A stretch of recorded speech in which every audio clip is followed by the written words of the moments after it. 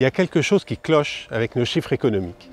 Imaginez un directeur d'usine de bouteilles en plastique en fabrique des centaines de millions chaque année. Il apprend un jour qu'un tiers de ces bouteilles finissent dans la nature.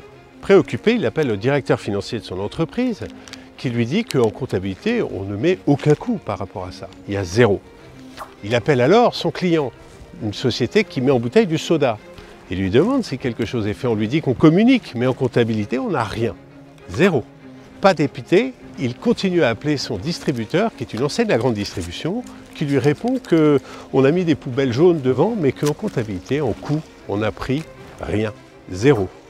C'est une pollution que personne ne prend en charge. Imaginez maintenant une société qui décide d'accorder à tous ses salariés une journée par semaine pour faire du bénévolat. Ça crée de la valeur, non? Eh bien, combien aurons-nous en comptabilité? Zéro. Et en PIB? Zéro.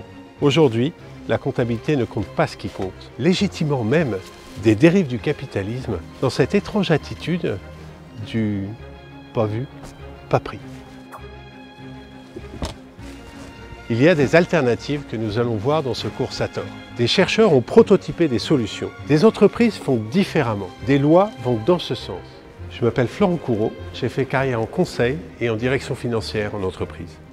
Désormais, j'accompagne des acteurs économiques dans l'étude et la mise en œuvre de nouvelles comptabilités qui aillent de pair avec la transformation du modèle d'affaires.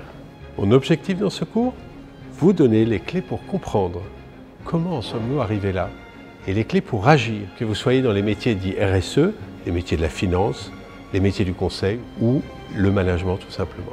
Nous étudierons d'abord le lien entre comptabilité et civilisation et son rôle mouvant à travers l'histoire. Puis nous nous pencherons sur le temps présent, sur les innovations comptables et les nouvelles sensibilités socio-environnementales. Nous observerons les futurs souhaitables, notamment par la revalorisation des communs. En résumé, retrouvez-moi pour une traversée spatio-temporelle de l'outil comptable et surtout pour entendre ce qui compte.